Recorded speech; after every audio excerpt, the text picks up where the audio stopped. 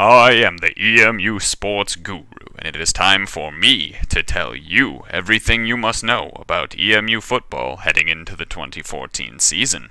That way you can sound like the smartest EMU fan out of all your friends. For me, that's 5. I have Pinky, and Ringo, and Road Rage, and Pointer, and Thummy.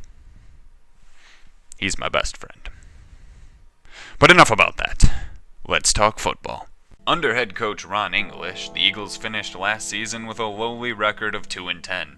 Amidst some locker room drama and some poor coaching, English and most of his coaching staff were cut. Now Eastern enters a new chapter, a chapter titled Closing the Gap. The new head coach, Chris Creighton, is now the 37th football coach in EMU history. He's got a solid resume, complete with 8 conference titles and an all-time record of 139 wins and 46 losses, but this will be his first time coaching at the D1 level. Now, I've heard some say that Eastern plays more like a Division II school anyway, and you can take that backhanded comment for what it's worth, but the main things are that he seems charismatic, the team seems to like him, he has a winning record as a head coach, and he's worked with other members of the coaching staff in the past. Really, that's the best we can ask for at this point. So the team has an ESPN preseason power index rating of 122 out of 128 teams in Division I football. USA Today has the Eagles ranked at number 126. That's bad. Say what you will about preseason polls and predictions, but as far as last year's performances go, Eastern was 124th overall in points against, giving up an average of 45.2 points a game, and 114th in points scored, racking up an underwhelming average of only 18.8 points a game. You could blame the poorest secondary, or the poorest defensive line, or the inexperienced linebackers, or even the inconsistent offense, which averaged 335 yards a game but failed to muster even 3 touchdowns a game. Whatever your scapegoat is, you can agree that the team has a hell of a lot to prove this season. Last year, they looked weaker, slower, and more confused than most other teams out on the field. But, if it's any consolation, rumor has it that the Eagles have already broken over 300 personal bests. And while the team still looks small, they appear to be more athletic, at least judging from the spring game. Let's start with the offense. Brogan Roback looks a little more accurate, but his decision-making is still questionable. He'll most likely be the starter with Reggie Bell and Brendan Bossart as backups. Both of them are new 2-star recruits that didn't look too bad during the spring game either.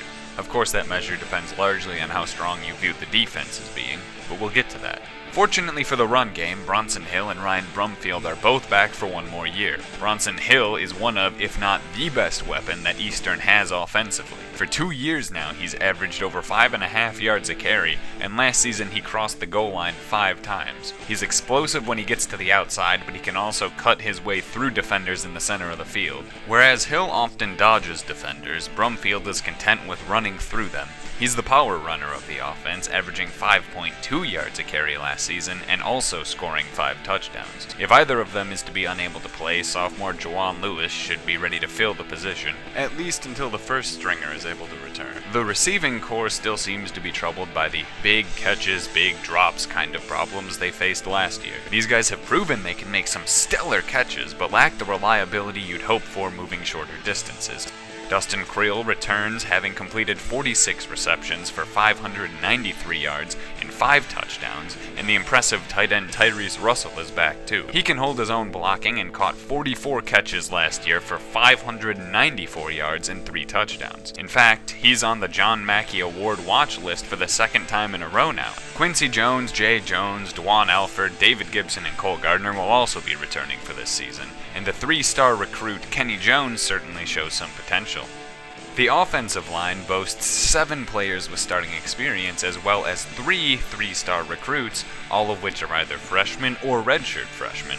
Right tackle Lincoln Hansen is the most experienced of the group, and he's a good leader, so we'll see what happens when they take to the turf. If they can hold the line, the offense may be able to find some sort of rhythm. All the pieces are there.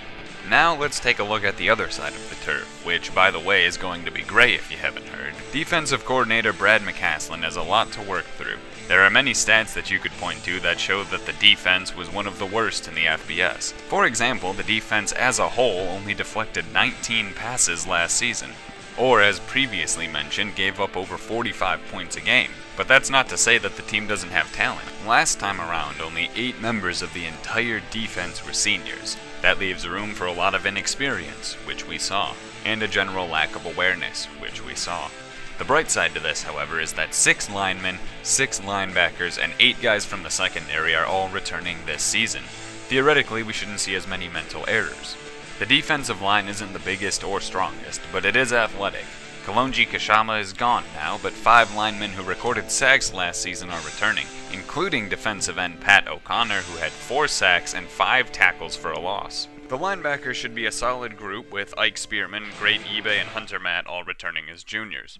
The secondary probably had the largest gaps in the defense last time, but Willie Creer, Quan Pace, Jaleel Canty, and Darius Scott provide some seasoned skill in the corners, and Pudge Cotton returns at strong safety. There are some concerns regarding the depth if Cotton were to be out for any game, and the free safety position is still really up for grabs. Special teams looks to be the least improved of any squad. We'll start with the good news. Tyler Allen will be back as a kick returner, and he has proven himself to be pretty dangerous. And during the spring game, special teams did manage to block a field goal attempt. But other than that, there's not much to brag about. Dylan Mulder was an alright place kicker in 2013, but he missed his fair share of field goals during the spring game. Brendan Renius has big shoes to fill if he's going to replace former kicker Cody Fulkerson, and the coverage units left a lot to be desired last time around. It's going to take some hard work for special teams to get up to par. Overall, tackling was questionable at times, and penalties negated some really good plays during the spring showing. The team has had time to improve since then, and we can only hope they have. The schedule for this upcoming season is no cakewalk, but it's not as rough as last time around either. Eastern will face some tough competition in Gainesville, Lansing, and Muncie, and they have to battle an Old Dominion team eager to make a splash in its first season playing D1 football. But they also benefit from going head-to-head with some of the weaker competition in the MAC, like UMass, Akron, Western, and Central, as well as being able to host NIU and Toledo. I'll admit that I was caught being too optimistic last season when I predicted the Eagles would go 6-6. Maybe I'm too optimistic this season too, but I truly believe that if the Eagles can split the first 4 games this season going 2-2, that they're capable of making 500, with wins over Morgan State, Old Dominion, Central Michigan, Akron, UMass, and Western Michigan. This team is seriously excited for the upcoming season. I'm seriously excited for the upcoming season. You should be too. Come August, we enter the era of excellence.